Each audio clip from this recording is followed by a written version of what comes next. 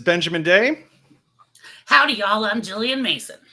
And this is Medicare for All, the podcast for everybody who needs health care, except for insert Greg Abbott. And Dan Patrick. Okay. And Ken Paxton. And the whole Texas GOP leadership. All right. We're leaving a few people out of our solidarity circle here. And as you can tell from that list of names, this is the Texas episode. Everything is bigger in Texas, we've been told, but that includes medical bills and the uninsured population in Texas, unfortunately. Now, the Lone Star State has the second largest population in the country. It's, among the fastest growing populations in the country. But unfortunately, all of those new people in Texas, the growing population there, are stuck with the worst healthcare system and very poor health outcomes as well. The uninsured rate is more than twice the national average in Texas. But we are joined today by our friend and ally, Sofia Sepulveda. Gillian, would you like to introduce her? Oh, I could not be more excited. Sofia is an activist. She's based in San Antonio, Texas, organizing for healthcare justice, environmental justice, and also trans rights. She's the co-chair of San Antonio's Healthcare Now Coalition. And in 2021, she was part of a successful campaign to pass legislation that expanded Medicaid for new mothers in Texas from 2 months to 6 months. Woo! She is also the co-founder of Trans Power San Antonio, and she sits on the board of the Transgender Education Network of Texas and the Community Advisory Board for CentroMed in San Antonio. But most importantly, she is on the board of Healthcare Now, which is the national org that Ben and I work for that hosts your favorite podcast. She's basically our boss. This podcast. Yeah, Sofia is basically our boss. Welcome, Heffa. Thank you. Yeah, that is funny. I promise I would not be judging.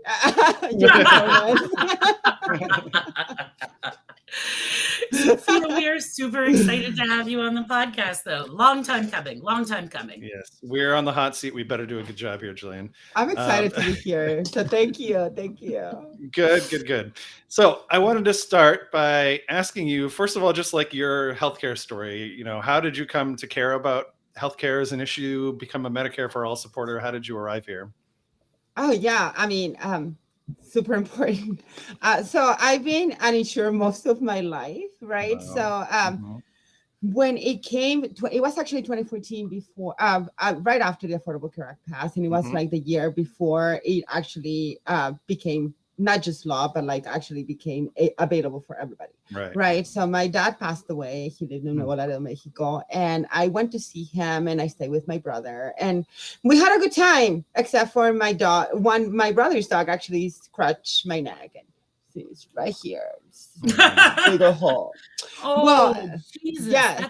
So, one. But it wasn't just a scratch though. It's like, it was just a scratch. I mean, so I come to San Antonio. I come back to San Antonio, and a few months later, I started growing a bump in my neck, and I didn't know what it was. And so I used to go to this low-income clinic that I still go to, Centro del Barrio is called. And I've been seeing this doctor for like 16 years, even now when I have insurance. But he told me flat out, it might be lymphoma, Sofia. But I cannot do any type of test because it's a small clinic. So you're going to have to go to the doctor, to another doctor, or to a hospital in order to get the treatment that you need. And so I went to the University Hospital, the best hospital in the United States. And I was running a fever, and they literally gave me an ibuprofen to lower the fever. And they told me to come back when I had insurance. That was around June of 2014. That there was no options. I was working, but the insurance that they offered my job was super expensive with a high deductible, so I couldn't afford it. Right. So also in the middle of the year, once you've been working, they don't give you a special treatment to enroll to insurance. Right. And the only thing that I could find was catastrophic insurance. And by the time, since some doctors have been seeing what I had, it will be considered a pre-existing condition and it wouldn't be covered anyways. So I had to go to CareLink and literally beg them. And they told me that they couldn't give me access to CareLink. CareLink is like the indigent health system in San Antonio, Right. because I was making over $1,000 than was required. Well, Oh my God. after a lot of begging and saying like, I don't want to die, like I've been feeling really sick. I don't know what's going on. They finally told me like, as long as I pay 80%, they could give me a special program. Right. So I immediately, I had to just rush to the hospital. And I remember waiting at, in a room by myself. This guy comes in, he pulls my hair. He's like, yep, cancer. And he walks out and I'm crying at 3 o'clock in the morning. And I'm like, what the hell is going on? So finally in the morning, the doctors came and they take me to a room and they were going to start doing tests. And then they said like, it's not cancer, but it's some sort of bacteria. We don't know what it is. So we're going to have to put you in quarantine for a bit until we get the cultures done, and the cultures can take 2 to 3 weeks. So I had to be in the hospital for like 2 weeks. Right. And Quarantine? Were you alone in the hospital? So you were like alone in a room, basically. Yes. So whenever people will come and visit me, they will have to do the whole ET astronaut type of thing. It's like the vacuum air sucked room, the room that doesn't allow, the air pressure thing. Wow. Yeah, because wild. They didn't know if the bacteria was airborne, right? And so finally they gave me an option. They're like, okay, the cultures are not coming in yet, so you can either go back home or stay here. And I'm like, I'm tired of hospital food. Like, just let me go home. I went home and they told me you cannot leave your house because we still don't know if you are airborne. So finally, and I remember being at home having to eat by myself. My boyfriend was eating somewhere else, right? And it was pretty lonely. And finally, you got a call and saying it was a multi-drug resistant staph infection that I had, right? And it was, and even the doctor, as I'm talking to him, he's like, and you are lucky because if you would have waited another 2 days before you came in, it could have become septic and you would have died. And it's not a very pleasant way to die. It's very painful. And I'm like, I tried everything until almost I couldn't try anymore, right? So I sitting alone at home, I started thinking, what if I am not the only person who is going through this, right? We have, and not just in Texas, but in all over the United States, we have this mentality that if you don't have access to something, it's your fault, right? So and that you are alone on the struggle. And once they finally told me, hey, you can go back to work, I started asking folks at my job, right? I used to be the supervisor for scheduling, so, and I was still getting paid $11 an hour, which is not a lot of money. And I started asking people, you asked for a lot of overtime, what's going on?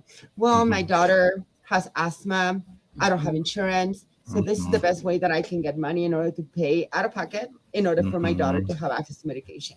And those are the stories that I was hearing, not just about daughters being sick, but their own illnesses. You know, I have something that I need medication, and that's what I need to work a lot. And then I started going on my neighborhood and doing the same thing. And finally, someone told me, have you tried to actually organize? I'm like, maybe I should. What's that? I live in Texas. I have not heard this word, organize. Thank you. Right. And I mean, being involved only on the presidential elections, I didn't even know that there was a Democratic Party in San Antonio. Right. So they finally told me, like, go to the Democratic Party, become a precinct chair, and do what you're doing. So I went to the Democratic Party. I mean, they don't organize, as we know, right? So I was like, we need to do something more than just sitting down and talking about our lives. Like, we need to really start going to communities. And I posted on Facebook one time, maybe we should do a march in Texas for Medicare for All. And then I started getting emails from people and messages from people. I will help you. And I'm like, I guess it's too late now to back down. The story of the accidental organizer. And that's how it began, right? Like, I was already a fan of Bernie Sanders since 2010, since he used to go to the Ed Schultz show. And I used to always think that he had amazing things to say, right? And he was angry for a good reason. So I did not know that we could fight for something better other than just the Affordable Care Act. I didn't know that we could dream big until Bernie told us that we could. And that's how, that's how we really started organizing. I started organizing literally before Bernie Sanders started running, and I have not stopped since. Well, I mean, it sounds like you were literally a survivor of the healthcare system, like barely survived. But thank God this story led you to our movement, because we need you, and we need people like you as well. Now, this is a little unusual, Gillian. Usually you're my co-host, but since you are a Texan, I'm just going to interview you sort of like Sophia. What is, I don't actually know if you've ever told your healthcare story, Gillian, or you may have many healthcare stories actually on the podcast anyway. Yeah, what, in just a couple minutes, what led you to Medicare for All? I like how Ben's like, maybe you have many healthcare stories, because he hears me complain literally every day about doctors and health problems that I have. Did you watch last week's healthcare story or the one from? I'll tell you. So I grew up in the Northeast. I grew up in New Jersey and went to college in New York. And then I moved to Boston, where I lived for 20 years. And that's when I got to know Ben. Also where I got sick for the first time. I was right in the middle of my grad school career, and I ended up having this wild stomach condition, very undignified, and super gross. Tell us more. No, I'll leave it at that. Okay. I'll leave it at that. All right. Anyway, but I ended up being hospitalized, at first once every month, and then eventually, by the time it reached its peak, I was being hospitalized like every 2 weeks. So, and I just, I had that experience of having the insurance person come in and tell you, you're not actually covered to stay here another night. And that is I know Ben had that experience as well. And we both had the same reaction, which is fuck all of this. I'm going to go out in the streets and demand Medicare for all. So that is my story. And then I moved here to Texas 2 years ago. So I'm a relatively new Texan, but that's actually kind of a thing now. It's trending. About 1 million new people move to Texas every year at this point.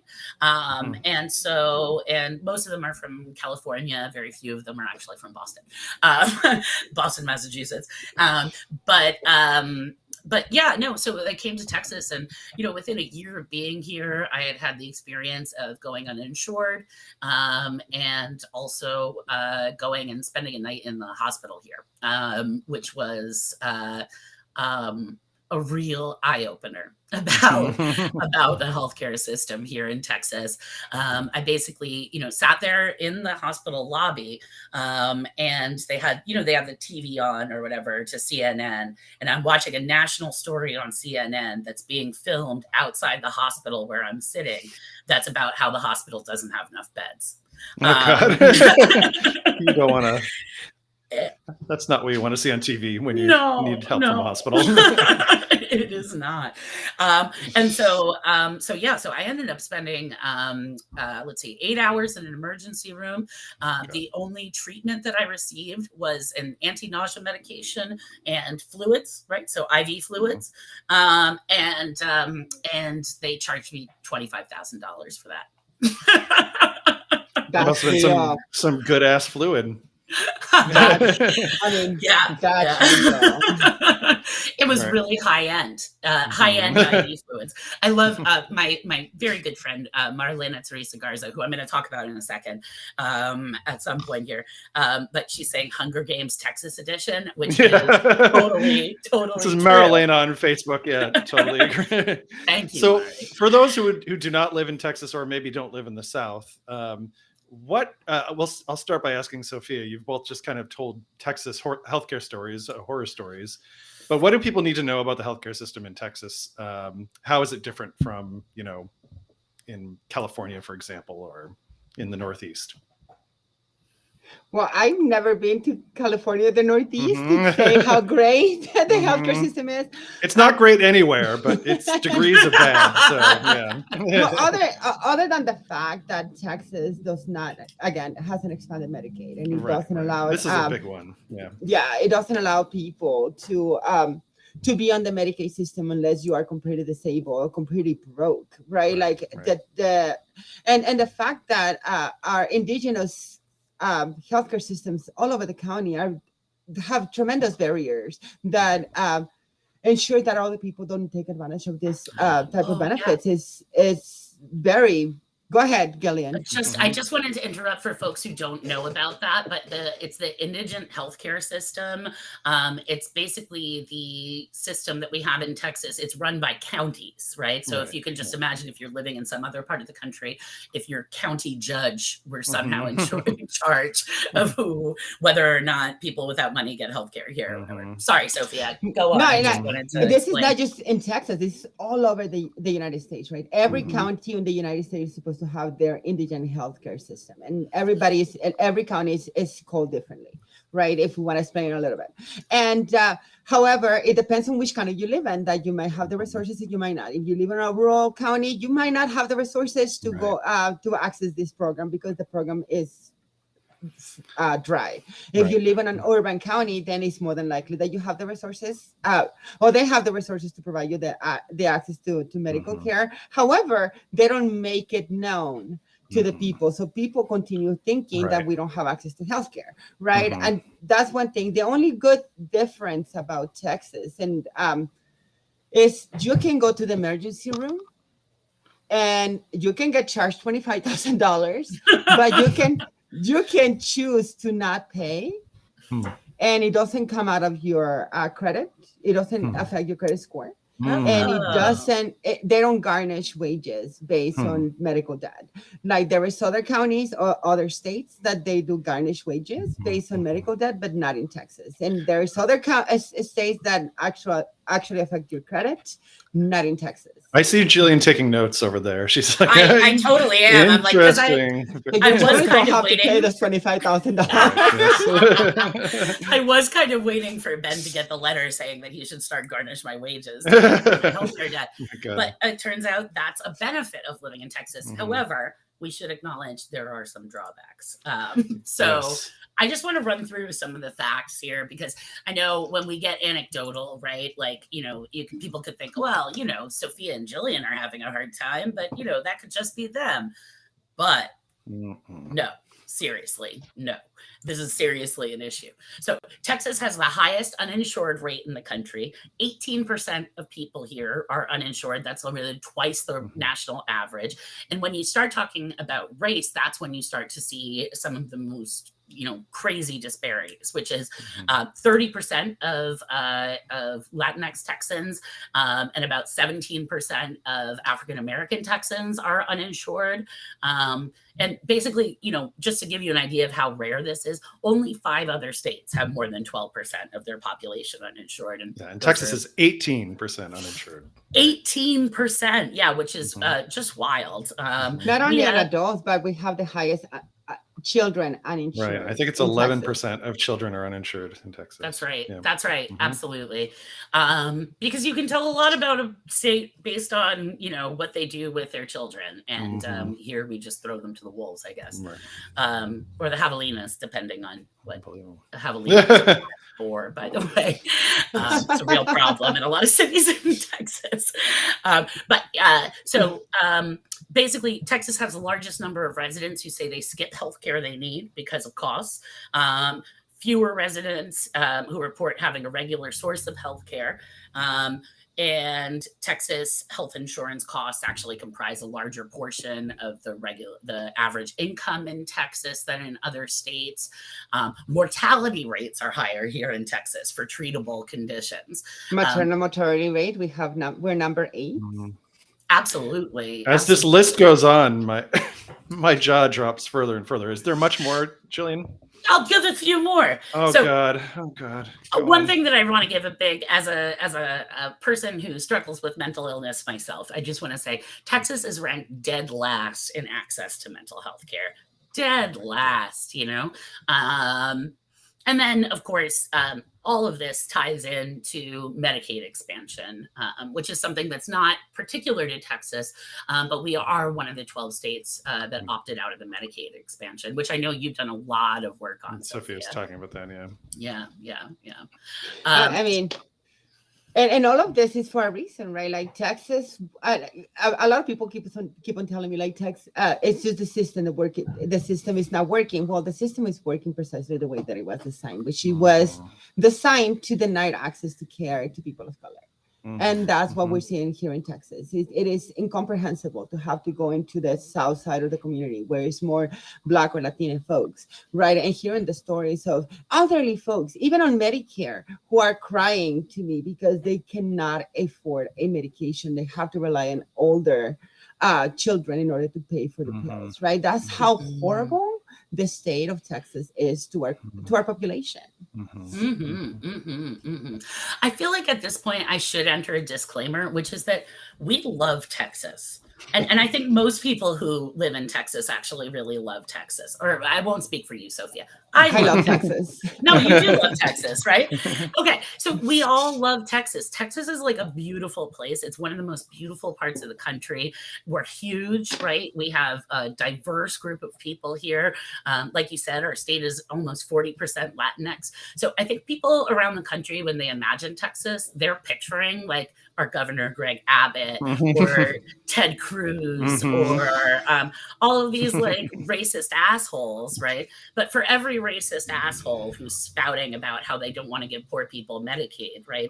There's 100 people who are not getting Medicaid, right? Exactly, and despite of the fact that people keep on saying like Texas is a red state, Texas is actually a non-voting state, and then our leaders are making it worse by creating these barriers that prevent people from voting, right? And so kind of like Gillian said, like even for trans folks, Texas is a very open state. Like we feel very comfortable. I feel very comfortable in my city in San Antonio as a trans woman, right? It is our leaders who are continuously going against us and against the wishes of the people, right? Not only when it comes to trans issues, but when it comes to access to healthcare or even access to basic leave, right? Which is super important, especially during the pandemic. That was something that we could have benefited of. And the state of Texas was instead trying to do a preemptive law preventing counties from passing basic leaves ordinance all across the state. And I think what you brought up about the structural racism part of this is really important. And I think we want to talk a little bit more about this because originally when we had started looking into Texas, and we were trying to ask ourselves, why is Texas at the bottom of like all of these health outcome measures and healthcare access measures? And at first we were like, well, maybe is it the government in Texas is just exceptionally cruel and has, is implementing policies that are not implemented even in the rest of the South. And that may be the case, but there are quite a few other Southern states who also have an expanded Medicaid, who also have, very skimpy, sort of support safety net programs. Unfortunately, there's quite a few in the South. But I think probably what really sets Texas apart is just what you were saying. In 2021, the Latinx population in Texas actually surpassed the white population for the first time. So 40.2% of Texas is Latinx, 39.4% is white.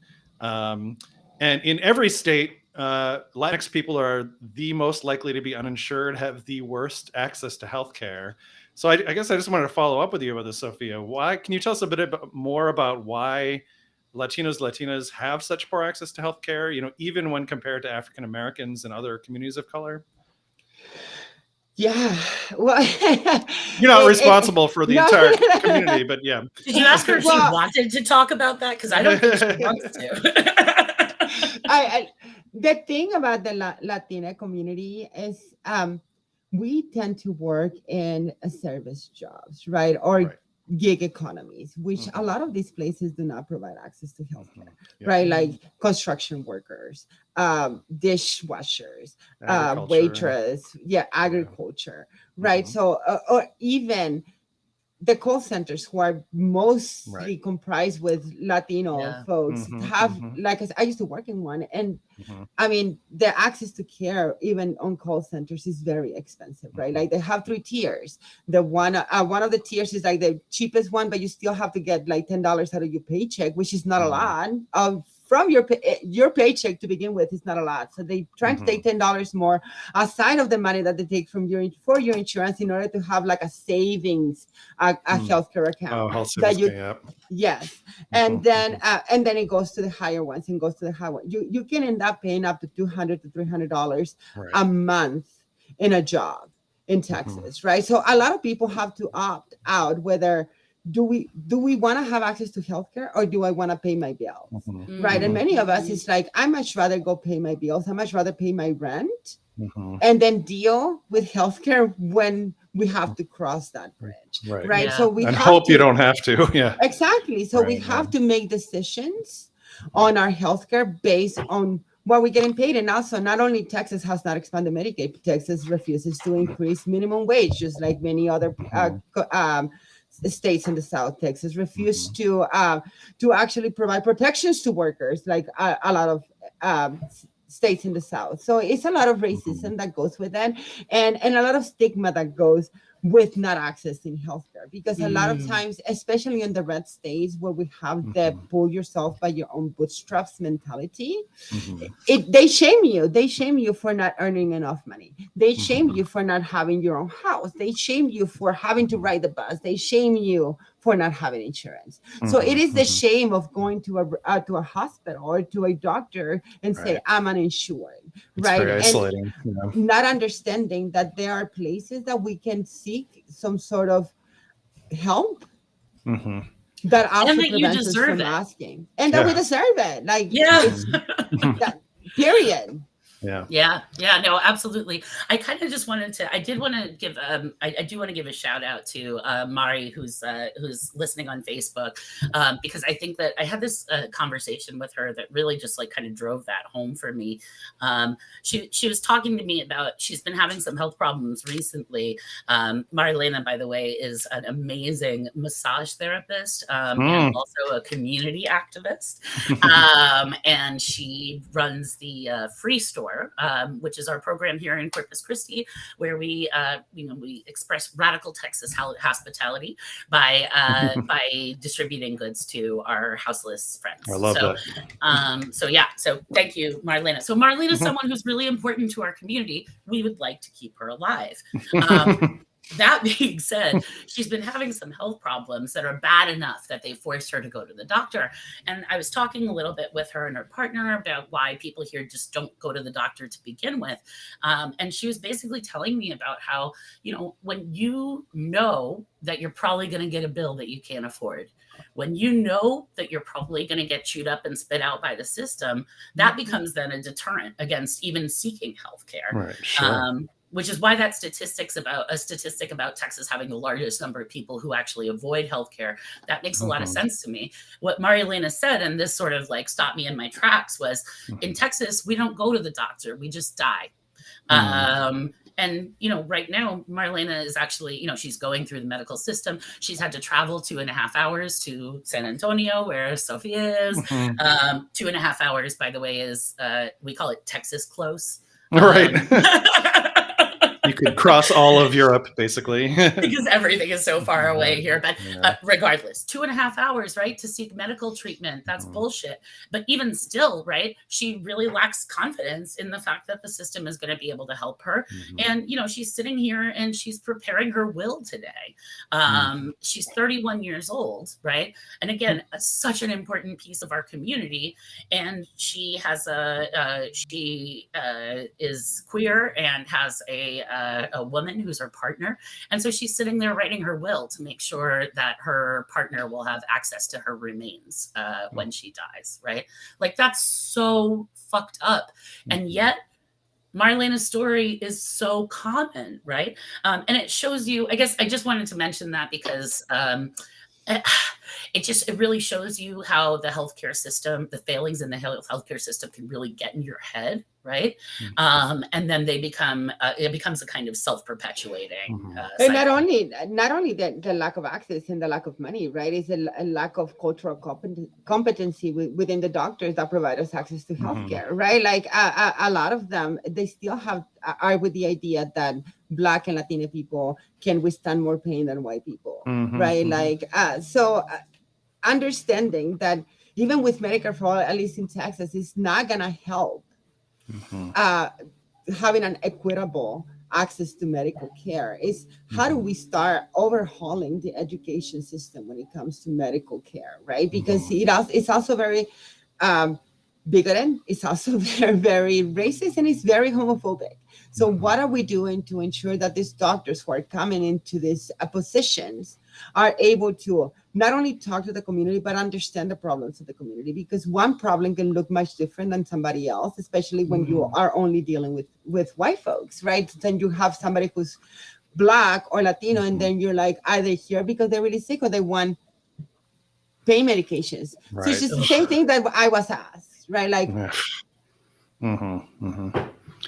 yeah. So there's the racism among providers in the system layered on top of the structural racism of access to health insurance.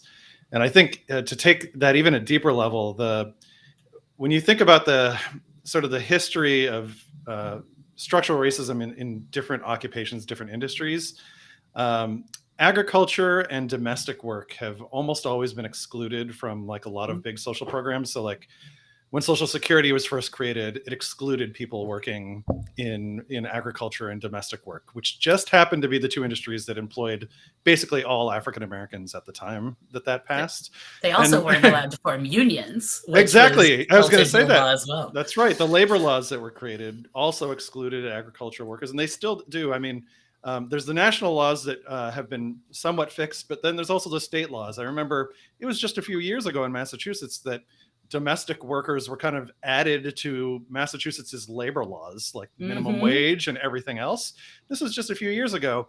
But all of these industries that were kind of excluded from everything that were historically Black and African American are now almost all Latino and Latinas working in this industry. So this population has kind of stepped into the structural racism that was created for African Americans, which is another layer of fucked up, right? And that's why none of them offer health insurance or pay adequate wages or anything else. So, and a lot of the fight that we've done, like in San Antonio, Texas, regarding access to healthcare and Medicare for all and expansion of Medicaid, there has been this amazing group called Domésticas Unidas, which is a group of immigrant Latina women who are domestic workers who, like you said, don't have access to healthcare because they're considered contractors. They're not getting employees. The money. Exactly.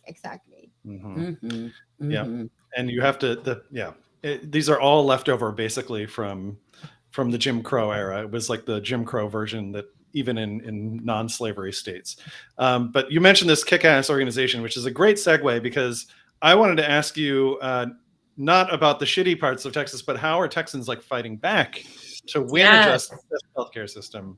Who's doing the work there? Have you had any victories? I'd love to hear about the organizing side. Just a few. There's been amazing organizations. Texas Organizing Project is one of them who have been doing a lot of work on the ground. Some Austin DSA, who's been amazing. Some folks like Sean Kilpatrick in Dallas, Texas, who he just helped pass a Medicare for All resolution. Stephanie Gonzalez, which is on Houston, Texas, she's pushing for a Medicare resolution in Houston, right? So there's many people in the state of Texas fighting to ensure that we get to that rainbow, to the end of the rainbow, right? And so in San Antonio, we enlisted organizations such as Domésticas Unidas, such as Southwest Workers Union, and not only Texas Organizing Project and Our Revolution, who came together and we started doing a lot of community organizing, which is what we have to do in order to really win big, right? Like we cannot organize just by posting online and saying like 80% of people support Medicare for all, so you should force vote it. If polls could win social movements, we wouldn't need to be organizing at all. Thank you. Like when I heard people saying that, it's like, so what are you doing to bring those 80% of the people from supporting it online to being on the streets? And people just look at me like I'm crazy. But that's the secret ingredient. How do you get them, right? It's knocking on doors and having conversations with people who are struggling on a daily basis. And I can tell you that as an organizer, I've talked to folks who are even Republicans who have flat out told me, like, I don't support immigrants, but they're like, but I want to sign in for Medicare for all because I don't have access to healthcare. Right. So it's like, how are we talking to folks? Because at the end of the day, everybody's going to need healthcare. Whether you're Republican, you're a liberal, you're socialist, or if you are libertarian, right? It's organizing.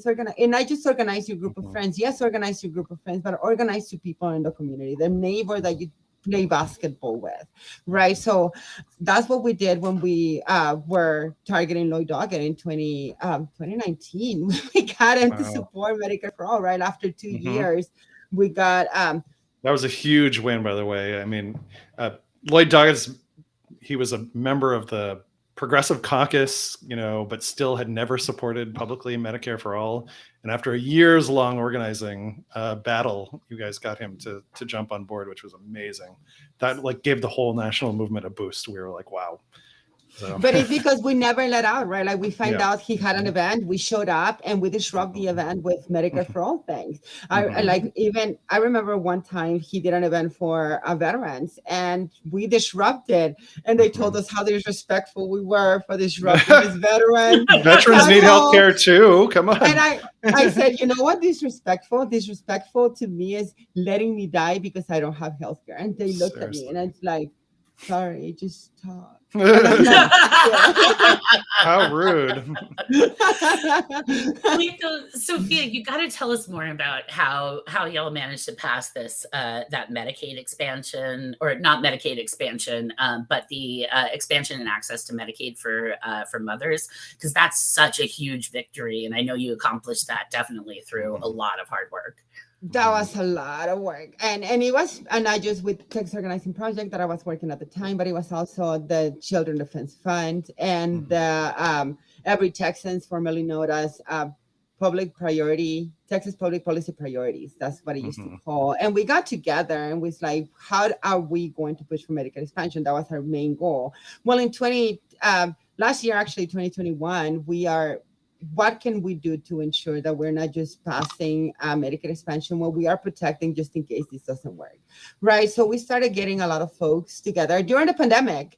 So it was a lot of phone calls that we made, a lot of one-on-ones that we created in order to start having legislative visits and testifying in front of the state representatives, right? And it was a lot of work also that was done within the Children Defense Funds and Every Texans in the background to talk to the representatives. So they were doing the inside strategy, we were doing the outside strategy, which is bringing people to testify, understanding why we need to expand new Medicaid for new mothers.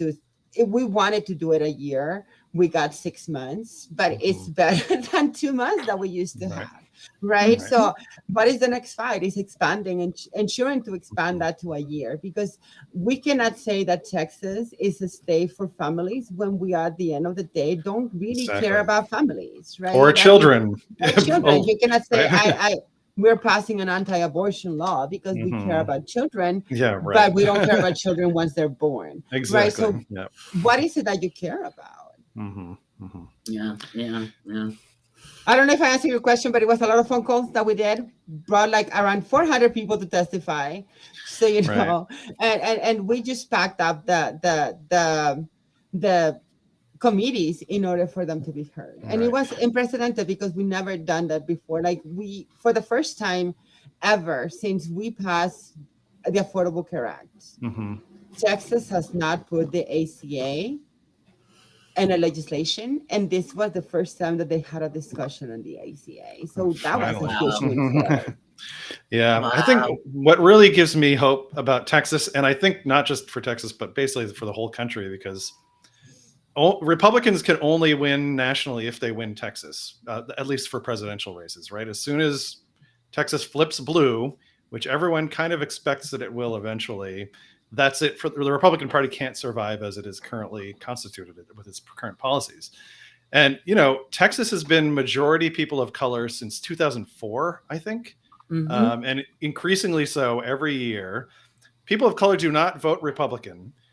And you look at these two facts and you say, how is it possible that every statewide office in Texas is held by a Republican? And just like you said earlier at the very beginning, Sophia, it's only because of voter suppression, basically, and voter disenfranchisement. That is the only thing keeping the entire Republican Party intact nationally.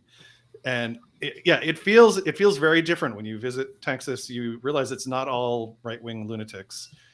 Those are just the people that get sent to Congress. So, But like if you really have conversations with Latina people, with Black people, a lot of them don't vote, and not because of voting suppressions. I mean, they are registered to vote. They just tell you flat out, they haven't done anything for me the last 20, 30 years. Right? Like I voted Democrat my entire life, and my life is still not getting better. Yeah. Right. So what is the answer that you give to these people? And I feel like a lot of time there is a lot of anger within this wealthy liberals, as I call them, right? That say like, if you don't vote, you don't have the right to speak out. But to me, it's like, instead of, I was gonna say bitch, but you say fact, so that's okay. So, encourage. They don't have the right to bitch, and I'm like, but they have the most right to bitch because they have been the ones who have been forgotten. Right? While your life has gotten better because our laws are made to benefit whiteness and to benefit wealth, right? The rest of us are not white and or wealthy. So whereas you are enjoying all these laws that are benefiting you, the rest of us are still saying, where is my piece of that pie? Yeah. And then we have during election season, we have candidates that are really crap. I mean, we had a Lupe Valdez who used to be the police chief in Dallas.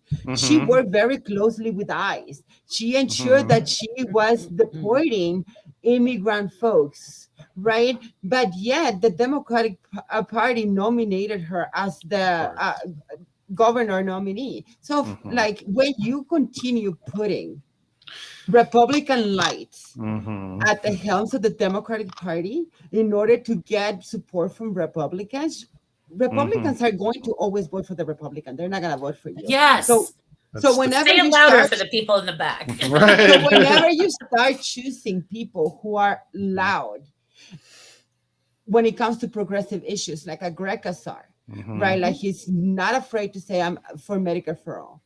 We've seen the changes that they can bring. Even Jessica Cisneros, this time around, she only lost by 300 votes. 300 votes against Henry Cuellar. Henry Cuellar that Nancy Pelosi came to support, an anti-choice Democrat that Nancy Pelosi came to support. And now she's asking me to donate money because we lost our access to abortion. It's like, girl. It's like, why isn't anyone voting? Yeah, totally. So like the Democratic Party has a lot of like internalized things to go through, and understanding that no, contrary to what you see on CNN or MSNBC and these political pundits who said that in order to win we have to run moderate. No, in order to win we have to run a very progressive a campaign with a vision. Not even progressive, a campaign with a vision. What do you want to do, and what do you envision for Texas to have? Yeah. Should I write you in for governor on my ballot?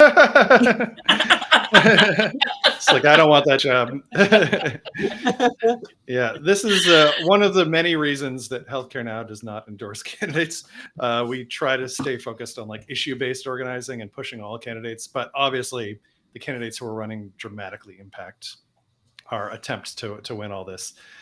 So I want to, I want to end on kind of the hopeful organizing note, and also ask Sophia or Gillian, what can listeners do who are at home, either whether they're in Texas or outside of Texas, to support all this organizing work? Like, first of all, donate to Healthcare Now. And donate now yes, please. to Healthcare Now. Like, truly, despite being in many organizations that are fighting for Medicare fraud, Healthcare Now is the organization that that's the vision of our organization, Medicare You're for such a All, good right? board Like, member. so yes, donate. The first time that I heard about Medicare for All, thank you, Judy Lerma, for telling me about love them. Judy.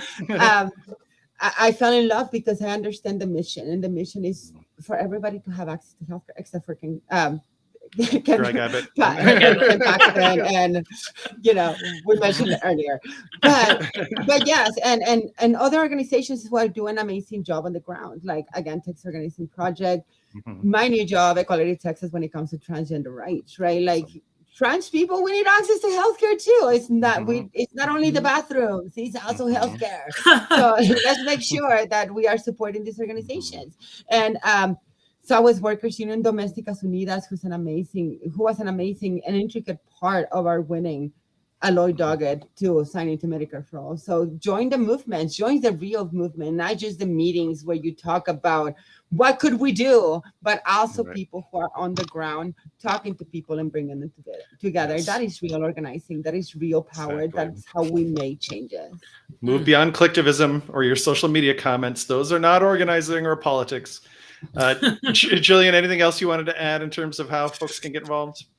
Oh, just that I think that, like, while we keep up the fight for Medicare for All, that people are still struggling in the here and now in Texas. Yes. And so I just wanted to shout out all my friends who make the programs like the Free Store or Coastal Community Defense here in the Coastal Bend area. I guess I just wanted to say that, like, supporting, if you're in Texas, supporting those mutual aid efforts can go a long way to meeting the gap while we are in the process of fighting for something better. Yeah. And those campaigns like winning postpartum care coverage under Medicaid, very, very important. We're going to have to win a lot of those before we win Medicare for All. So, and contact me too. Like, hello, like I'm on social media. We're going to start targeting Joaquin Castro. So you better contact me. That's right. Number one thing you can do to get involved is to reach out and email Sofia or message her. All right. Well, thank you so much for joining us, Sofia. Thank you for being sort of a guest, Gillian, normally co-host, now Texan, repping, standing up. And I want to thank the podcast team. Our podcast manager is Angelique Davis. Our researcher for this episode was Sofia Simeon. That's Sophia with a PH. I said to Sophia with an F. It's like, oh, we have a researcher for this podcast who's Sophia with a PH. She's like, oh, that's probably because she's white. So I was like, all right, thank you, white Sophia, for doing the research for this podcast. And also Jerry Katz did our show notes, and our audio editor was Christian Brandt. We'll talk to you all next time. Bye-bye. Stay safe and stay dangerous.